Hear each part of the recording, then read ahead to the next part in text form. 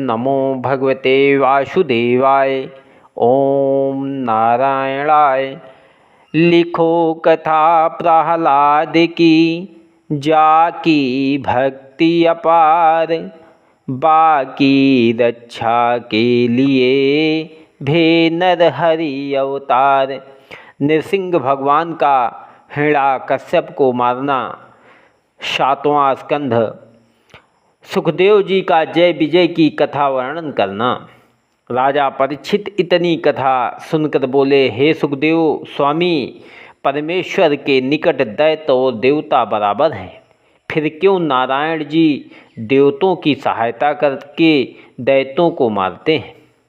इस बात का मुझे निर्गुण के गुणों में संदेह है, सो छुड़ा दीजिए। जिस तरह किसी के 2 पुत्र हों, वह दोनों पर समान प्रीति रखता है, उसी तरह देवता व दैत्य परमेश्वर की इच्छा से उत्पन्न हुए। दोनों एक समान हैं, किस कारण नारायण जी देवतों पर दया करते हैं और दैत्यों का वध करते हैं? यह वचन सुनकर सुखदेव जी बोले, हे राजन, तुमने यह बहुत अच्छी बात भगवान की भक्ति बढ़ाने वाली पूछी है। जो कथा मैंने नारद आदि ऋषिश्वर से सुनी थी, वह तुमसे कहता हूँ, सुनो। परमेश्वर निर्गुण को सबसे न्यारा समझना चाहिए, पर उनकी माया से 3 गुण सतोगुण, रजोगुण, तमोगुण प्रकट हुए।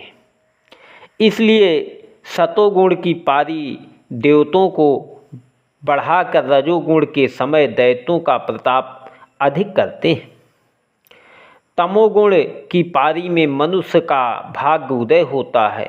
सो एक समय राजा युधिष्ठिर ने शिशुपाल की मुक्ति राजसूय यज्ञ में देखकर नारद जी से पूछा कि महाराज, जिस शिशुपाल ने श्री कृष्ण जी त्रिलोकीनाथ को दुर्वचन कहा, उसकी जिह्वा के 100 टुकड़े हो जाना उचित था। सो उसने मुक्ति पाई, यह बड़े आश्चर्य की बात है। तब नारद मुनि बोले, हे राजन, परमेश्वर सबको एक सा जानते हैं। जो मनुष्य अपना मन काम, क्रोध, लोभ व किसी प्रकार से भी उनमें लगावे, वह उन्हीं का रूप इस तरह हो जाता है कि जिस तरह भृंगी कीड़े को देखने से दूसरे कीड़े उसी का रूप हो जाते हैं। देखो, गोपियों ने नारायण जी को अपना पति जानकर प्रीति की, शिशुपाल और रावण आदि ने सत्य समझा, यदुवंशियों ने भाई बंधु युधिष्ठिर आदि पांडवों ने ईश्वर जानकर उनमें चित्त लगाया, सो वे सब उनकी कृपा से कृतार्थ हो गए। एक शिशुपाल की मुक्ति होने में क्या संदेह है? शिशुपाल और दंतवक्र तुम्हारी मौसी के बेटे जय विजय नामक द्वारपाल हैं। ब्राह्मण के श्राप से बैकुंठ से गिरकर इन्होंने दैत्य योनि में जन्म पाया था। तीनों जन्म में परमेश्वर से सत्वभाव रखने के कारण नारायण जी के हाथ से मारे गए। अब तीसरे जन्म में मुक्ति हुई है। यह सुनकर युधिष्ठिर बोले, हे मुनिनाथ, बैकुंठ में रहने वालों के शरीर व प्राण संसारी मनुष्यों के समान नहीं होते, उनका चैतन्य रूप होता है। बैकुंठवासी पाप नहीं करते, सो उन्होंने बिना अपराध किए किस वास्ते दैत्य का तनु पाया? हिरण्यकश्यप दैत्य के यहाँ प्रहलाद जैसा परम भक्त क्यों उत्पन्न हुआ, उसका वर्णन कीजिए। नारद मुनि बोले, हे राजन, एक दिन सनकादिक परमेश्वर के दर्शन के वास्ते बैकुंठ में गए। सो जय विजय ने ईश्वर की यज्ञानुसार उन्हें भीतर नहीं जाने दिया। 5-5 वर्ष के बालक जानकर उनका अपमान किया। उन्होंने क्रोधवश जय विजय को श्राप देकर कहा कि हम लोग नारायण जी का दर्शन करने आए थे, सो तुम्हारे रोक देने से 3 क्षण दर्शन मिलने में विघ्न हुआ, इसलिए तुम दोनों यहाँ रहने योग्य नहीं हो। बैकुंठ से गिरकर दैत्य योनि में जन्म लो, तीसरे जन्म में उद्धार होकर फिर बैकुंठ में आबोगे। सो हे युधिष्ठिर, वही दोनों भाई श्राप के मारे हिरणाक्ष व हिरण्यकश्यप नामक दैत्य दित्य से उत्पन्न हुए। हिरणाक्ष ने युवा होकर ऐसा विचारा कि देवता लोग पृथ्वी पर यज्ञ व होम से अपना भाग पाकर बलवान होते हैं, सो मैं पृथ्वी को उठाकर पाताल में ले जाऊं तो किस तरह कोई यज्ञ हवन करेगा, और यज्ञ का भाग न पाने से सब देवता भोजन बिना दुर्बल होकर मर जाएंगे। जब हिरण्यकश्यप ऐसा विचार कर पृथ्वी को पाताल में ले गया, तब नारायण जी ब्रह्मा के विनय करने से वाराह अवतार लेकर पाताल में चले गए और हिरण्याक्ष को मारकर पृथ्वी को लाकर फिर ज्यों का त्यों स्थिर कर दिया। नृसिंह अवतार लेकर प्रहलाद भक्त के प्राण बचाने के लिए हिरण्यकश्यप को मारा। जब वह तनु छोड़कर उन दोनों ने विश्वा मुनि के यहाँ केसी नाम की स्त्री से जन्म पाया और रावण व कुंभकर्ण कहलाए, तब नारायण जी ने रामचंद्र का अवतार लेकर उनका वध किया। अब उन्होंने क्षत्रिय वर्ण होकर तीसरा जन्म तुम्हारी मौसी के घर लिया, सो उसी विरोध में शिशुपाल क्रोध रूप होकर परमेश्वर का भजन करता था। अब श्री कृष्ण जी ने सुदर्शन चक्र के से मारकर उसे मुक्त किया। वह दोनों भाई शिशुपाल व दंतवक्र श्याम सुंदर के हाथ से मारे जाकर फिर बैकुंठ में अपने स्थान पर पहुँचे। इतनी कथा सुनकर युधिष्ठिर ने नारद मुनि से पूछा कि महाराज प्रहलाद जैसे भक्त वह गुणवान से हिरण्यकश्यप ने क्यों शत्रुता करके उनको दुख दिया, और प्रहलाद जैसा परम भक्त दैत्य कुल में क्यों उत्पन्न हुआ, यह मुझे बतलाइए। नारद जी का हिरण्यकश्यप की कथा कहना। नारद जी युधिष्ठिर की बात सुनकर बोले, हे राजन, जब हिरण्याक्ष दैत्य वाराह जी के हाथ से मारा गया, तब हिरण्यकश्यप क्रोधित होकर अपने साथी विप्रचिति और शतबाहु आदि दैत्यों से बोला, तुम लोग मेरा वचन सुनो। देवताओं ने विष्णु भगवान को फुसलाकर मेरे भाई को मरवा डाला। नारायण जी बालकों के समान बड़े अज्ञानी हैं। जो कोई उनकी विनती करता है उसी की सहायता करते हैं। इसलिए मैं अधर्मी हिरण्याक्ष के नाम पर पानी ना देकर विष्णु भगवान को त्रिशूल से मारूंगा और उन्हीं के रक्त से अपने भाई को तिलांजलि दूंगा। दुर्बल देवतों को क्या मारूं, जब मैं नारायण को जो सब देवताओं की जड़ है मार लूँगा, तब सब देवता बिना मारे आप ही मर जाएंगे। इस कारण तुम लोग उस मूल को उखाड़ने का यह उपाय करो कि जिस जगह ब्राह्मण या ऋषि सरों का यज्ञ व हवन करते देखो तो उनका यज्ञ विध्वंस कर डालो, और जहाँ गो व ब्राह्मण को पाओ मार डालो। संसार में किसी को तप जप व हरिभजन मत करने दो। यह वचन सुनते ही दैत्य लोग सब जगह ढूंढ कर गो ब्राह्मण और ऋषीश्वर को मारने लगे। जब हिरण्याक्ष की माता स्त्री और बेटों ने उनके मरने का अतिशोक किया, तब हिरण्याक्ष कश्यप ने उनको इस तरह समझाया कि मेरा भाई शत्रु के सन्मुख युद्ध में मारा गया है, इसलिए उनका शोक न करना चाहिए। जीव कभी नहीं मरता और शरीर किसी का सदा स्थिर नहीं रहता, इसलिए मरने का शोक अज्ञानी मनुष्य करते हैं। इसका मैं एक इतिहास कहता हूँ, सुनो। उत्तर देश में सुयज्ञ नाम का राजा रहता था। वह भी इसी तरह युद्ध में मारा गया। उसकी रानियों ने मोह बस लोथ के पास बैठकर ऐसा विलाप किया कि सूर्य अस्त होने पर भी उनकी लोथ नहीं जलाई। तब यमराज 5 वर्ष की बालक बनकर वहां आए और राजा के चाति भाई व रानियों को समझाकर कहा कि बड़े आश्चर्य की बात है कि तुम लोग ज्ञानी होकर इतना खेद करते हो। संसार की गति देखो, जहाँ से जीव आया था वहाँ चला गया, तुम लोग भी उसी जगह अवश्य जाओगे, फिर तुम्हारा रोना वृथा है। जिसके वास्ते तुम रोते हो वह शरीर ज्यों का त्यों यहाँ पड़ा है, और जो इस काया में बोलने वाला, खाने पीने वाला सामर्थ्य पुरुष था, उसको तुमने कभी आँख से नहीं देखा, फिर किस कारण शोक करते हो।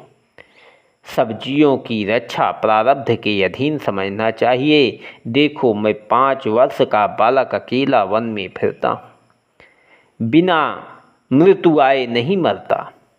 मेरे माता पिता ने मुझको छोड़ दिया है, इसलिए मुझको किसी से प्रीति नहीं है। जिसने गर्भ में पालन किया था वही अब भी रक्षा करेगा। जिस तरह वृक्ष लगाने वाला अपने पेड़ को सींचकर उसकी रक्षा करता है, वृक्ष अपनी रक्षा आप नहीं कर सकता, उसी तरह नारायण जी सब जीवों का पालन करते हैं। कदाचित तुम लोग ऐसा कहो कि राजा युद्ध में ना जाता तो क्यों मरता, सो यह बात निश्चय करके जानो कि जब मृत्यु आती है तब मनुष्य लोहे के कोट में भी बंद रखने से नहीं बचता।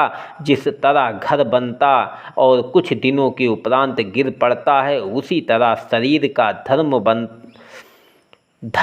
बनता और बिगड़ता है। यह सदा स्थिर नहीं रहता, और जीव सदा अमर होकर आकाश के समान रहता है। जिस तरह 10 बर्तन पानी से भरकर धूप में रख दो तो सूर्य की छाया पड़ने से दूसरे सूर्य दिखलाई देते हैं, जब उस बर्तन को तोड़ डालो तब फिर वह प्रकाश सूर्य में मिल जाने से उस बर्तन में देख नहीं पड़ता।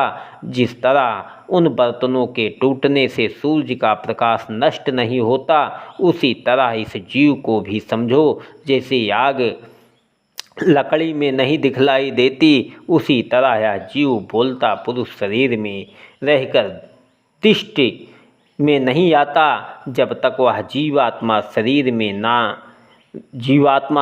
में था तब तक राजा जीता रहा। अब तुम जितना चाहो उतना रुदन करके अपने प्राण भी दे डालो, पर उससे भेंट नहीं हो सकती। कर्मों के फल से ना मालूम वह जीव कहाँ चला गया। कदाचित तुम लोग रोते रोते मर जाओगे तो अकाल मृत्यु होने के कारण नरक में दुख भोगना पड़ेगा। जैसे कुरंग पक्षी बच्चों के मोह से जाल में फंसकर नष्ट हुआ था, वही गति तुम्हारी भी होगी। जब ऐसा ज्ञान सुनकर रानियों का शोक मिटा, तब उन्होंने राजा को दग्न किया और बालक रूप यमराज वहाँ से अंतर्ध्यान हो गए। सो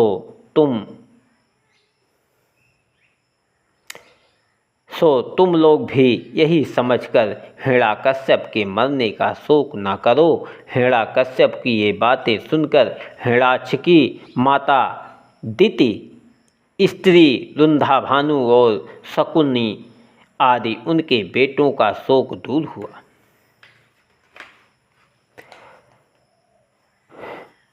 मंदराचल पर्वत पर जाकर हिरण्यकश्यप का तप करना।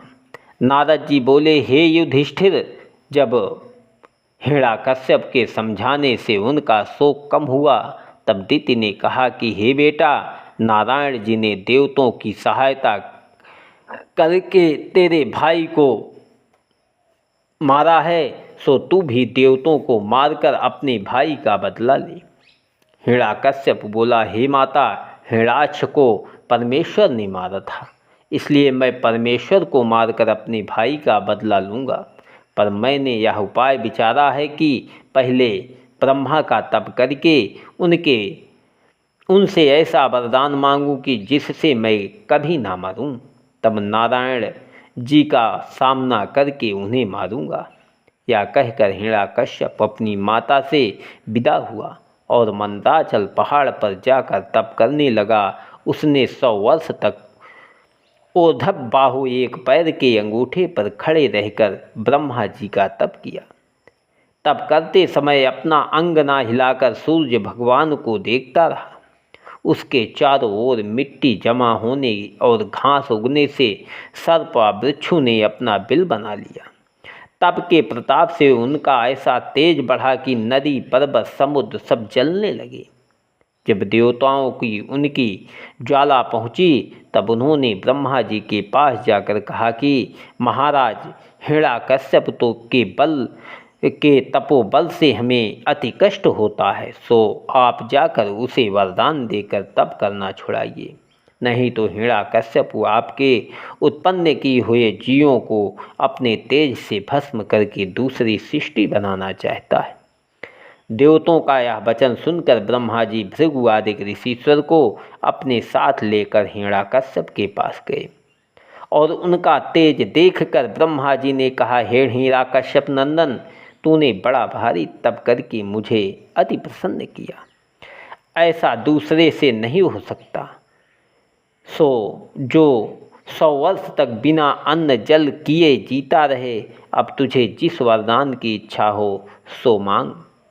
यह कहकर जैसे ब्रह्मा जी ने अपने कमंडलों का जल उन पर छिड़क दिया, वैसे ही उनके शरीर का मांस जो दीमक लगने से केवल हड्डी रह गई थी, ज्यों का त्यों पलवान व पुष्ट हो गया और सुवर्ण के समान चमकने लगा।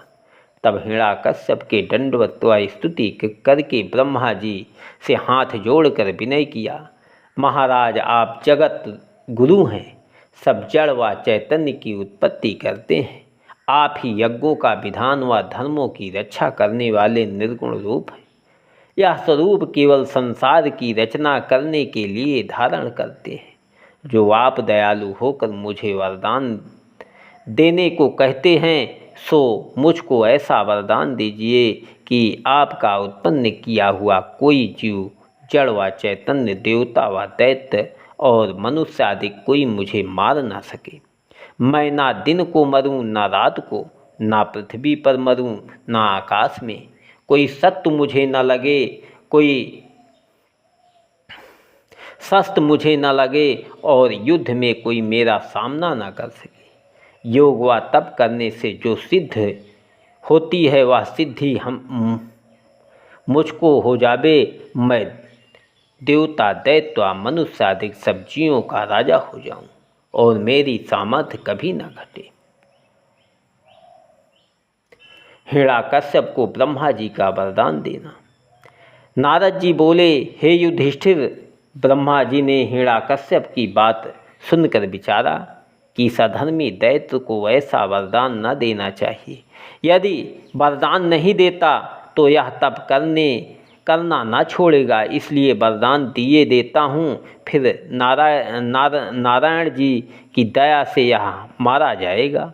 ऐसा विचार कर ब्रह्मा जी ने कहा, हे हिरण्यकश्यप, तूने अति कठिन वर मांगा है, पर तेरे तप के प्रताप से यह वरदान मैंने तुमको दिया। अब तू 7 द्वीपों का राजा होगा। ऐसा कहकर ब्रह्मा जी अपने लोक को चले गए और हिरण्यकश्यप अति प्रसन्न होकर अपनी माता के पास आया। वरदान पाने का समाचार उनसे कहकर बोला कि अब मैं देवताओं को मारकर तीनों लोकों का राज्य करूँगा।